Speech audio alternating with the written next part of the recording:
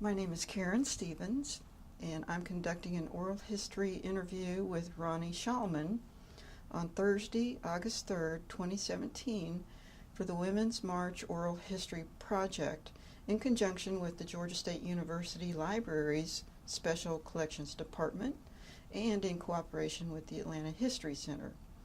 We're recording this interview at the History Center in Atlanta, Georgia. So Roni, before we start talking about your experiences during the march, like to get a little biographic information about you. Sure. What year were you born? 1955. And where were you born?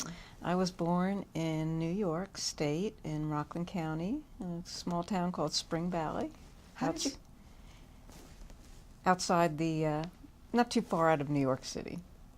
And how did you get from New York all the way down to Atlanta? It was in the early 70s when Atlanta was just growing, starting to take off. My sister and brother-in-law had just moved here for a job, and I was trying to decide what I wanted to do with my life. Mm-hmm. And they said, come on down, there's a lot of opportunities. So they gave me my start here, and they left about a year after, and I've been here ever since. Can you describe your family's political leanings while you were growing up? My immediate family, who consisted of my parents and two older sisters, we were Democrat down the line. Mm-hmm. And my middle sister, who as I was younger, idolized her, and her boyfriend, who became her husband later on, were the original feminists, hippies, peace movement. So I watched them express their freedom of speech, I'd have to say, Mm-hmm. in demonstrating against the Vietnam War and early feminist movements. So they were major people in my life, idols in my life that I looked up to. So. I understand. Yeah. What's your profession?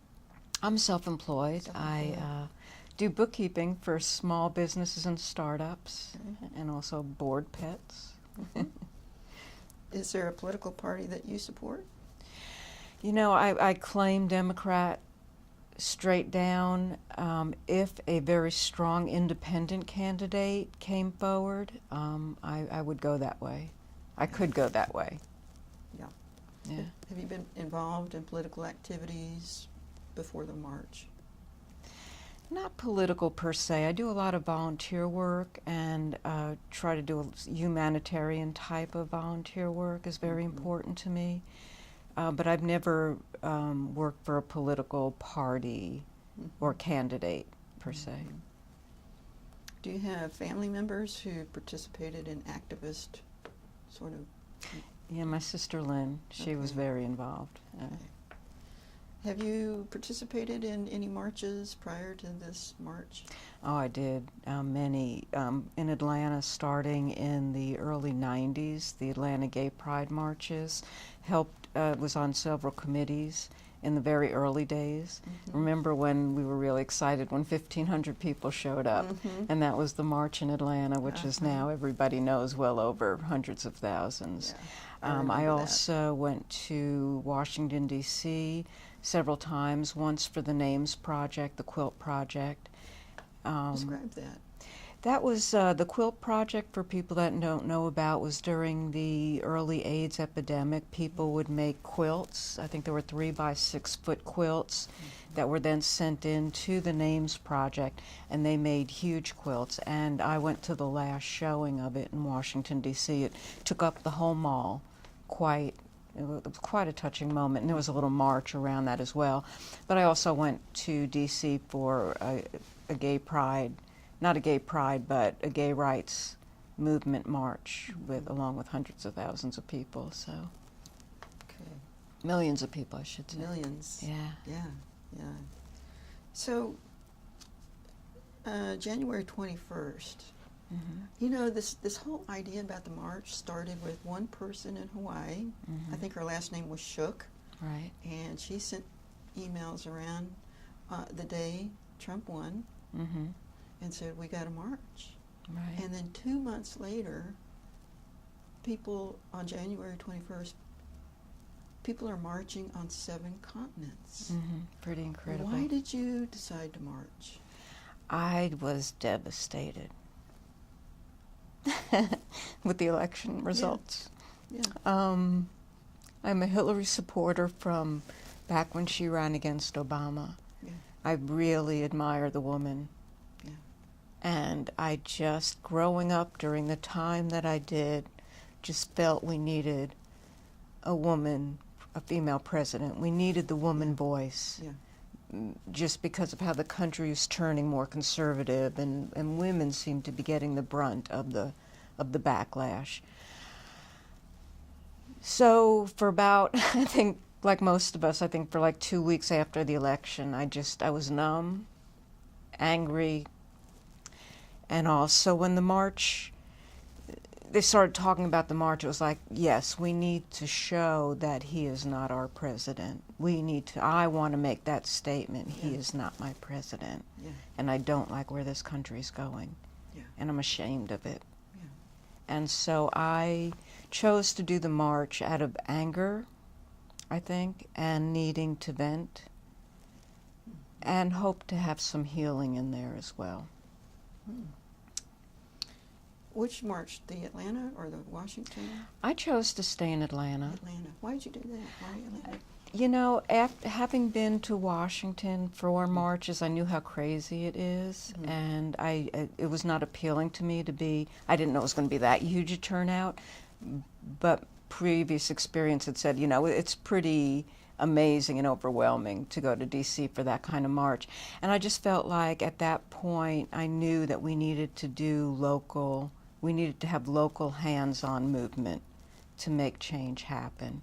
And so I was very proud of Atlanta for the turnout and very glad that I stayed here. Could you talk a little bit more about local and why that figured in? That sounds like local participation. Is that a precursor to moving up towards a more national Oh, it change? is. Oh, you have to. Yeah, if you can't, it's very important for me. Community is very important for me, whether it's my friends, family of choice, the activities that I do, the volunteer work that I do. I like that community, local-based sense. You know, support local, private mom and pop shops. You know, the whole deal, farm to table. And so for me, I knew I needed to be in a place, a local place where I could make a difference. And I really think we can make more of a difference locally, move upward, rather than starting at the top and coming down. Got it. What was, which of the issues that drove people to march, which one was most important to you? I wish I had brought the banner that I carried. I think said it all. It basically, ethics, decency, and humanity are not up for debate. I was so horrified by Trump and just him as a human, just him as who he is, his character I despise, who he is, and the way he conducted his campaign. And the people that it attracted, that voted for him and supported it. Decency. I'm fighting for decency because that was awful. It was hurtful for me. It was wounding. It was of so many people, especially women, of minorities. You know. Yeah. Were there other issues that you saw represented at the march here in Atlanta? Yeah. Decency kind of covers all of it, but a little more Some specific. people were focused on like Planned Parenthood, the women, you know, the Pussy Brigade, if we want to call it that. You know, people really upset about probably the women's issues were big. I don't know that I remember. You know, there were so many different people holding up so many different banners, and some were very personal. Yeah. Okay.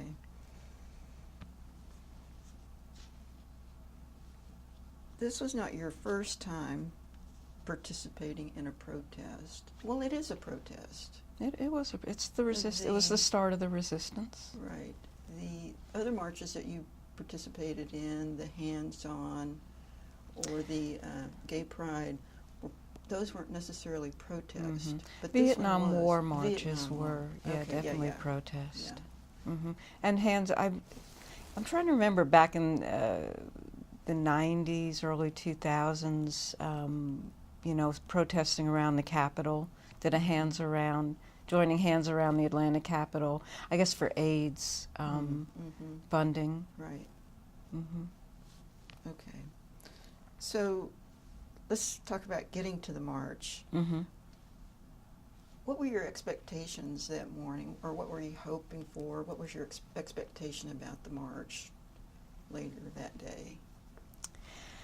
I knew it was going to be a big turnout. I was proud that it was that big a turnout. A good friend of mine and I went, and I just knew it was going to be crazy on MARTA, which is our local subway, not train station, mass transit.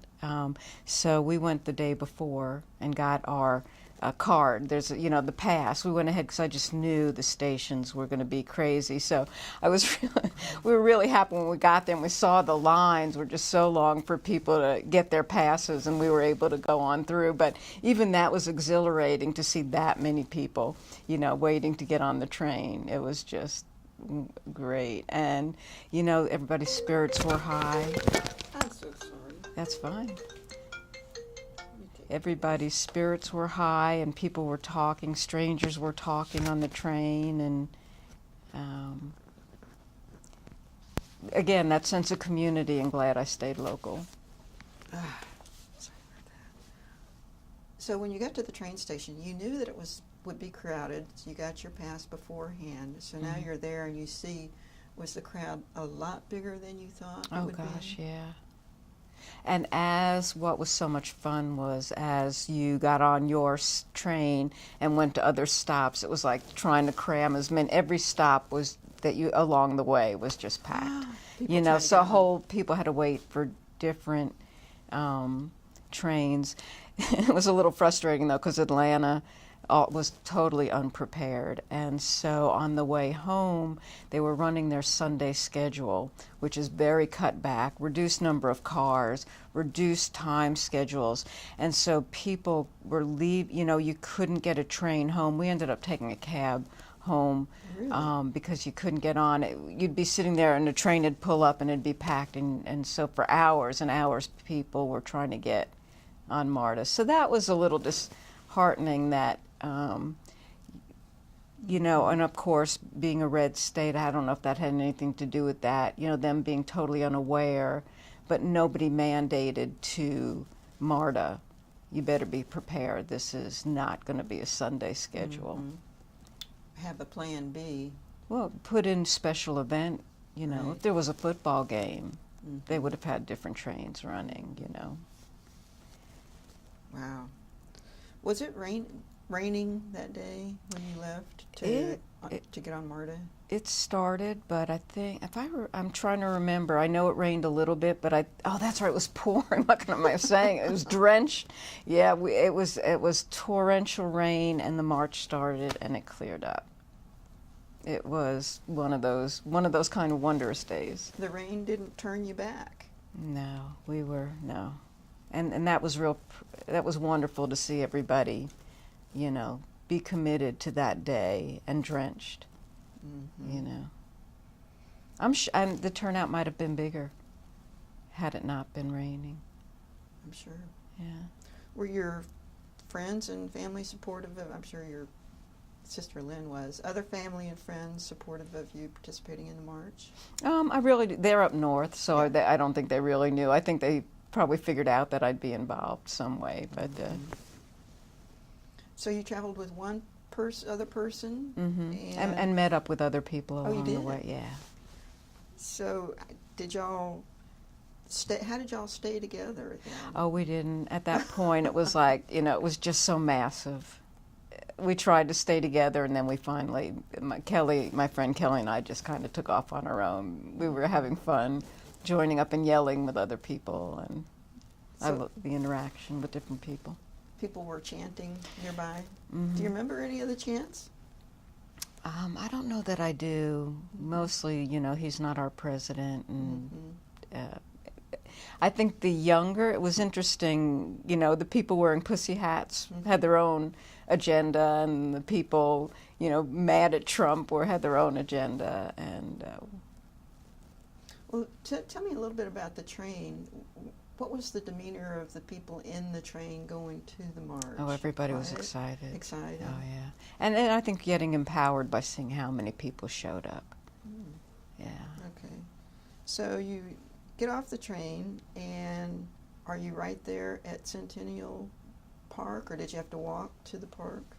We had to walk, and that's when it was torrential rain. I think a lot of people stopped over into the the CNN Center to try and get a reprieve from the rain, but they kind of chased us out, and then we headed over. And my friend Kelly just barreled us through to where we could get a good view of everybody and everything. So that was kind of fun. Got to see John Lewis. Oh, yeah? Yeah, that was a good moment. Was he speaking? Mm-hmm. He Do you remember did. what he said? Just relating about what it is to stand up and have your voice heard. Yeah. Very powerful. Yeah. Yeah. What about when it stopped raining, did the crowd respond? Was there any change in the atmosphere with the crowd when it stopped raining? Yeah, it got lighter. I mean, people were able to just absorb the surroundings rather than stay huddled and trying to keep dry. Yeah. It definitely added momentum and a vibrancy to the environment, yeah. What were your feelings before, during, and after the march? Oh, gosh. During was just, you know, we kept looking to the front of the line, which you couldn't see, to the back of the line, which you couldn't see, and as you came around corners to truly see how big this march was. It was great. You know, I enjoyed everybody, different viewpoints, all age groups, ethnicities, male, female. It was wonderful. It was exciting and vibrant to be in that. You know, after the march, it was like, yay, when you really understood and started seeing the numbers from Washington, from the other countries. So for probably about a week, you know, it was like, and then my anger set back in, I think, after that, you know. Well, we'll talk more about your feelings since the march, but during the march, did you see other signs that you really related to?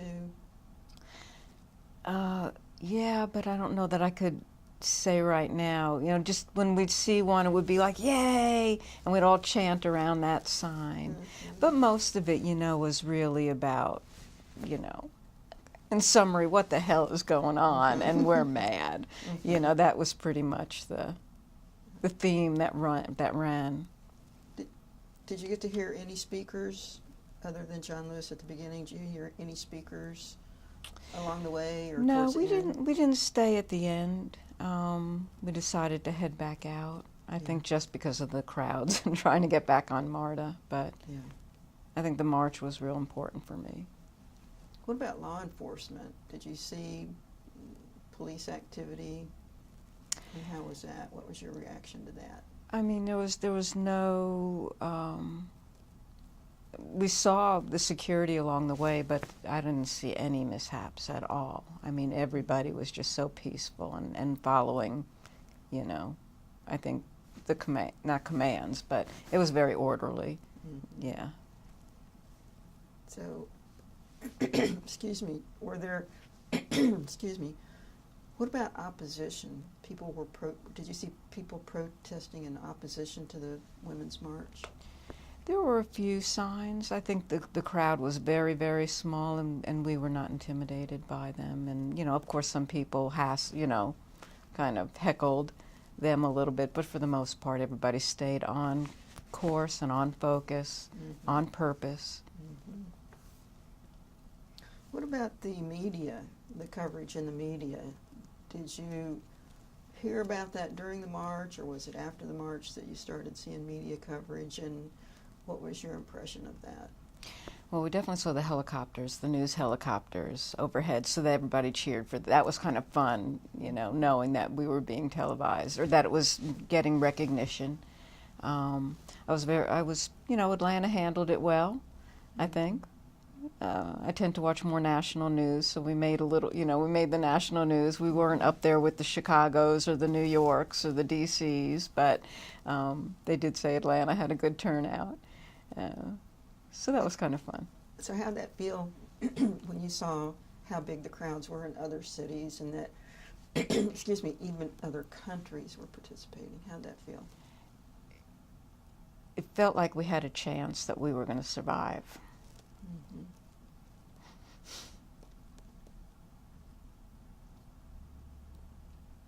What are you feeling? We went through a big wounding. Mm-hmm. That election was a big wounding. For women, you know, I felt for Hillary Clinton.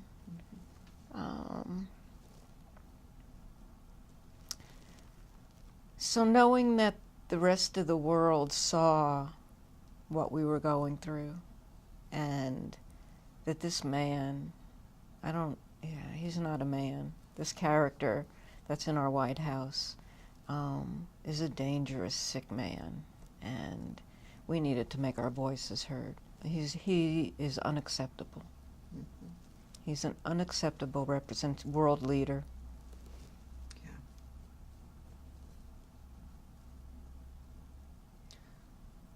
Describe moments that stand out From the march? From the Or from march. the...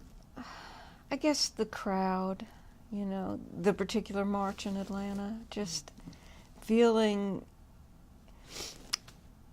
I think one of my pet peeves over the last few years, because I came from such an activist generation, and I know I'm stereotyping, but like Generation X and all, I think there was a lot of apathy. There was such affluence during the generations after mine. We, from the gay rights movement and political movement, had made such strides that the next generation, that we were peace. There was, you know, no more military draft. We weren't involved in wars and all. So we had a couple of generations that didn't know that they had to raise their voice about anything. There was no need for them to. They got great jobs at college, making great money, you know, no draft to worry about. And so when this happened, I think I forgot the question, but... Anything that's really stood out during the march? I loved seeing the millennial, how many millennial turned out for it. It was very empowering, I think, for my generation who had fought so hard and for so long, to see finally young people getting a voice and saying, this is not right, this is not the world we created and lived in. And that, I think out of all of this, that's what I'm most happy about, is that we now have a generation of young people that are caring, that are becoming part of the resistance, and that are running for office. You know, they're getting involved politically. How did you feel the day after the march? You know, still on the high, watching all the news and sharing on Facebook and, you know, social media, everybody having their stories. So it was still a high the day after. Mm-hmm. So in the cab, you said you took a cab home, and you were still with Lynn, the person that you went with? Kelly. I'm Actually, sorry. we a couple other strangers were trying to figure out how to get home and they couldn't get Uber connection, so we piled into the cab with strangers and said, don't worry about it, come on.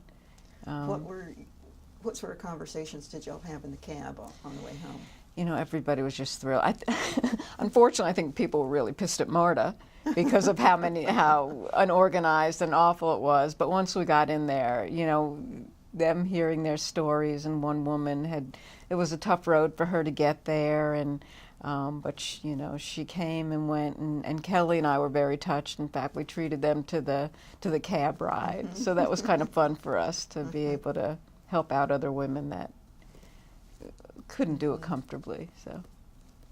And later that day, what was your day like the rest of the day? Gosh, probably tired. You got home, get out of wet clothes and just watch the news and just be very happy that I participated in that. How have your family and friends and colleagues responded to the fact that you marched? Supportive, yeah. Most of my friends marched. Either they went to Washington or were here in Atlanta. So. What do you hope will happen now? Oh my gosh. As a result of the march? Mm-hmm. That's going to be a tricky one for me to answer. What I have to say is that I'm disappointed. I know we still have a resistance going on. For me, what happened about maybe a month after the march was that I started getting really kind of disappointed. A lot of people were celebrating the party aspect of the march. People were so excited that they had their pussy hats. And for me, it went to, yeah, but what's next? What are you going to do next? Right after the march, I started going with, I forget the name of the organization, a local organization, but standing in front of Senator Perdue's office on Tuesdays. So after having this march where hundreds of thousands of people showed up, and then to go to these kind of demonstrations to continue the momentum, and 150 people showed up. And each week it may be, the numbers bounced around, but very low participation. And I just felt it's like, guys, this wasn't a party. And I think the negative side of the march was because it was so spectacular and so huge that people were carried on the momentum of that versus where do we go next? And I think that's what we're missing right now is how do we keep people engaged? The fact that it did not change anything for all the bills being passed and the executive orders and getting dumped on and women's rights being stripped, the march in essence didn't do anything to change the politics. It might have helped to start a resistance, but something else has to happen. So that's where I am right now. The march is a thing of the past. It was a great thing, it happened, but it's not the end all. It's the what's next. That was the beginning. And we need people to realize that.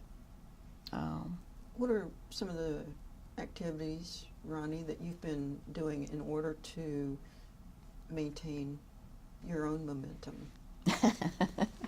I have.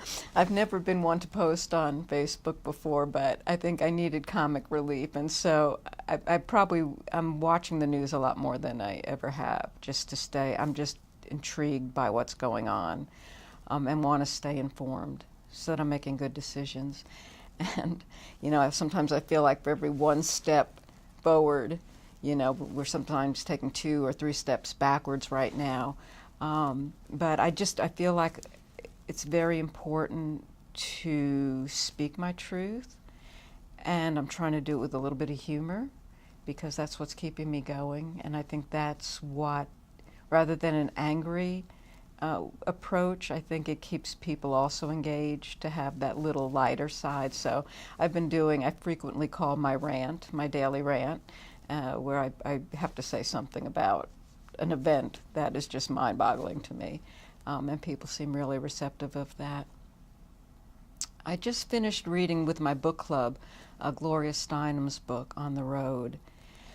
What that did for me, that was her story of being on the road early on in the feminist movement, and National Organization of Women and Ms. Magazine, and how that movement grew and what had to happen to engage people in it. And it was about, Gloria talked the power of talking circles.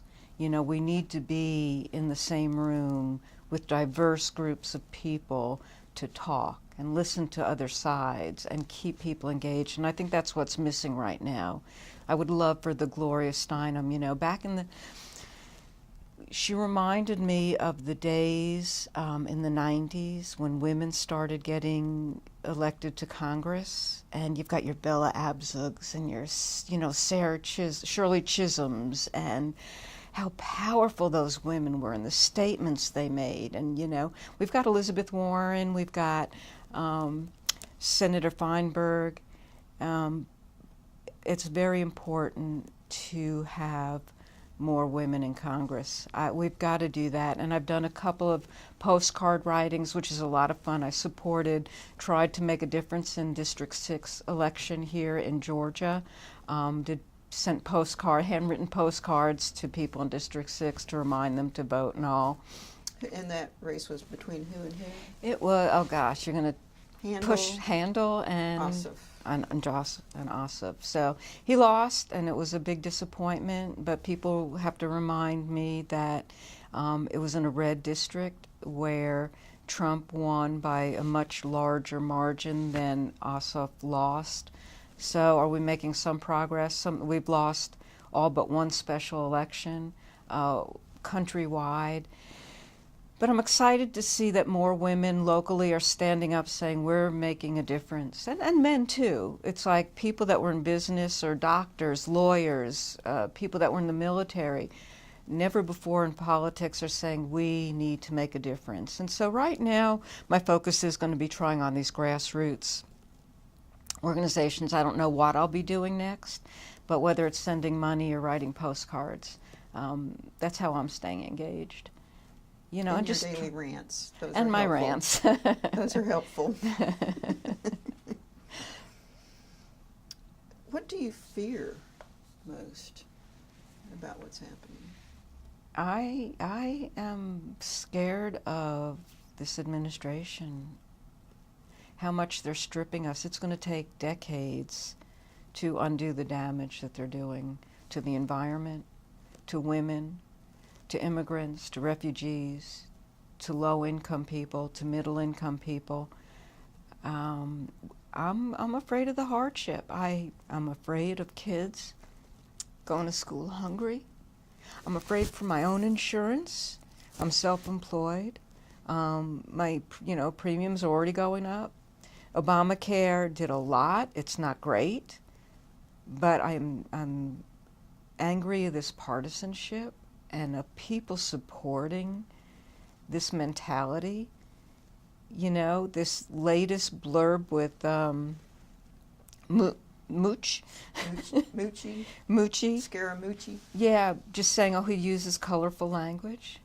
Is that the defense we are in this country? Is that what we've become to? Allowing that kind of behavior, accepting that kind of behavior? It's very, I'm hating the adversarial aspect. Thankfully, there's some bipartisanship going on in the House, where Republicans and Democrats are pretty much ignoring Trump and saying we're going to come up with a way in the short term to fix Obamacare, or ACA, whatever you want to call it. But I'm just horrified at the right-wing movement. I never understood how dictatorships could come into being, but I see it. I see the slow steps you take to take away the power of the people. I have to believe this country's strong enough to not allow that to happen. But I hate to see what's going on. Mm-hmm. I think I'm more angry than scared. Yeah. I assume that you'll continue to support the mission of the march um, with continued marches if there are some events, rallies. Are there other things you had talked about, postcards and daily rants? Are there other things that you're aware of that people can participate in? I think that it's getting involved with the local politicians, helping work on campaigns. Get together with other people and talk, find out who's running, how you can support them. I think it's very important to educate young women. I would love to have a discussion group. I think it would be very empowering to young people. Back in the early 90s, I worked with the Atlanta Gay Center, and I facilitated a support group for young gay adults, which was probably one of the highlights of my life, to get them engaged, to see, what are their issues, what can they become. I'd bring in speakers, my friends who were, senior management in big companies, and say, you can become this, I would love that same energy to happen around politics, around supporting candidates, about educating. A friend of mine had a discussion last night. I was talking about how I was kind of angry that we had such an apathetic several generations, and she kept reminding me that, they lived their life and believed and did what they understood because they didn't know what we went through. You can't know unless you experience something, and that's why I think talking is so valuable. And I'd love to see, a room full of women come together of all age groups, all backgrounds, to talk, understand what we went through, from the gay movement to women's movement to, I think that'd be great.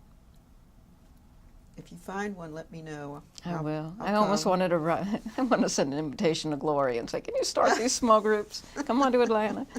Yeah.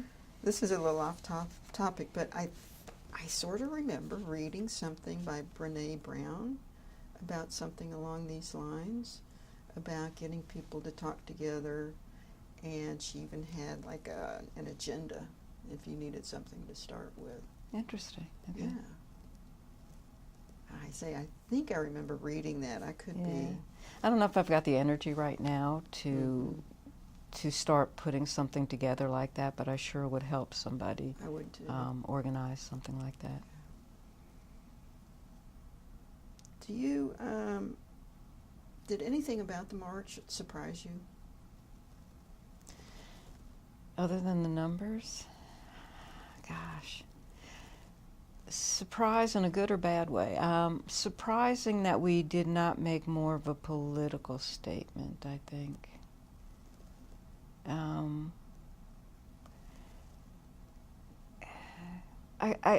I want to believe that the march is not the only thing. Like I said, the march is a stepping stone.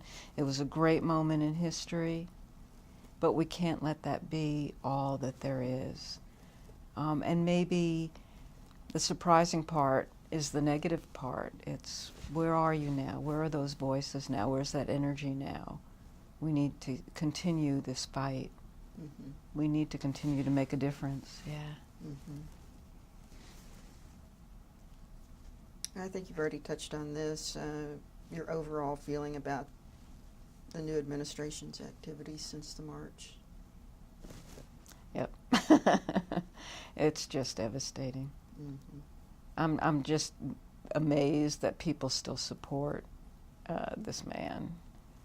And I hate that the Republican Party, the majority, 99%, is using blinders just to win. Too much greed, too much power, too much, anyway, male energy. It's not even just the president and the vice president, who I also despise. The recent votes for repeal and replace, it's interesting how women, the two very brave Republican women, fought all along that they were saying no. And John McCain comes out, and he's the hero of the day. I read that, I can't remember her name, but there was a Democratic woman a Congress senator, who had just undergone lung cancer surgery and the removal of some ribs, and she got up and out of sickbed to come make her vote, but the male, John McCain, gets all the bravado for having just shown up as well. And so I'm really upset that women, from oh my God, the name recall is not doing well, but what's her name? Being called Pocahontas, and people allowing that to happen and being shut up. Elizabeth Warren being told to shut up and sit down during her stuff.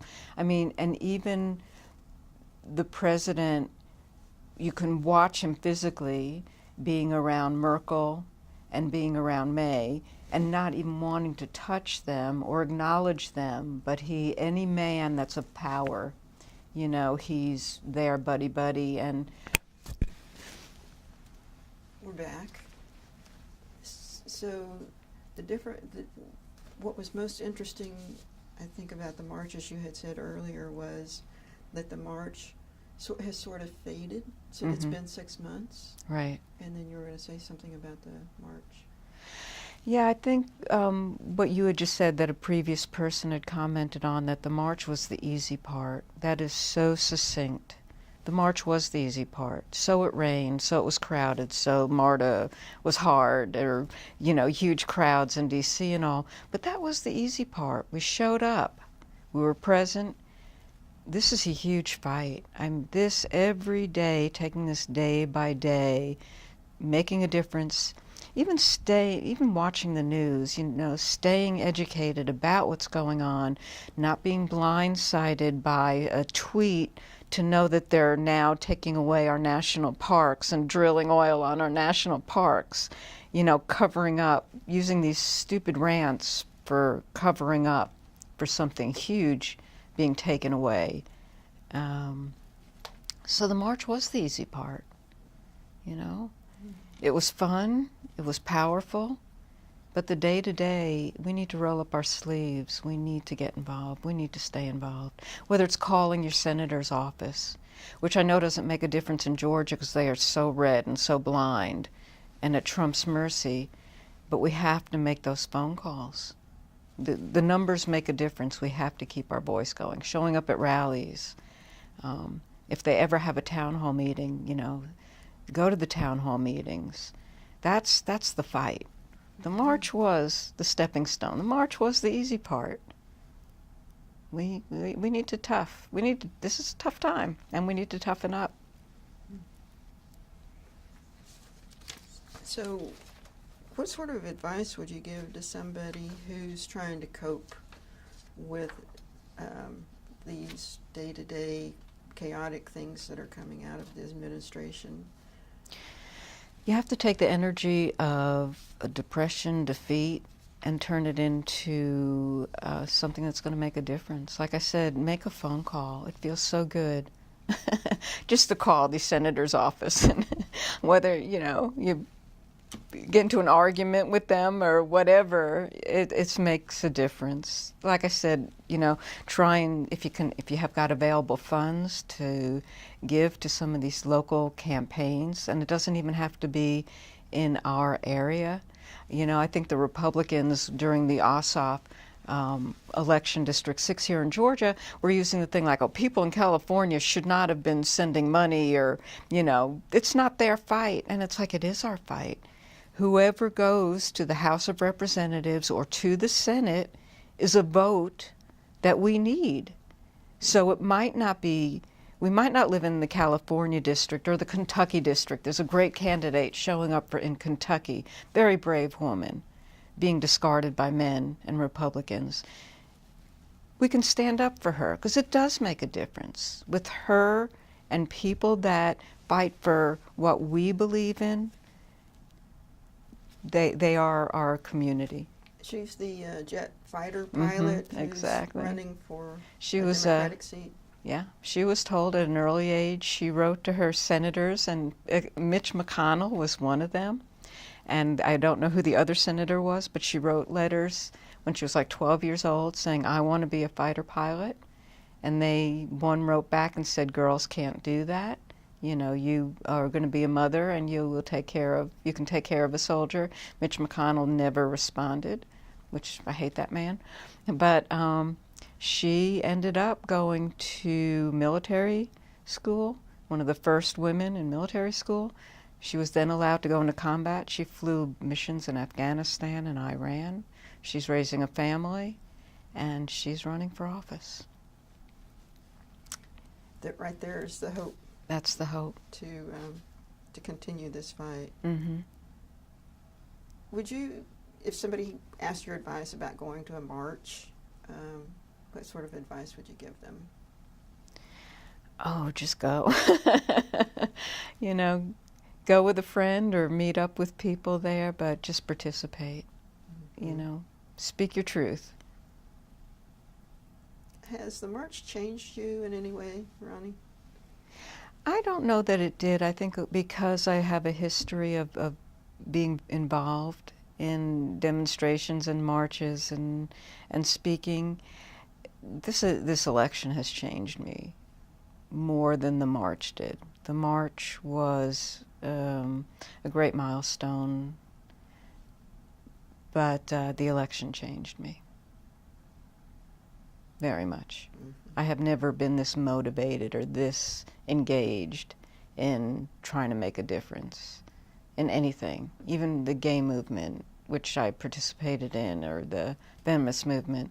This is a whole different, maybe it's because I'm older and I'm really seeing the repercussions and I'm personally infected by a lot of the decisions being made. But the march was a you know, kind of a nice little gateway into, okay, there's more. I thought I turned it off. I apologize for that. So, I'd like to give you an opportunity to talk about anything about the march, or anything since the march, or conversations you've had with people about the march. Mm-hmm. Opportunity to talk about any of those things.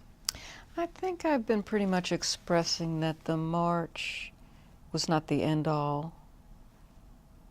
I love that, the easy part. You know, I love that people went. I love their stories. But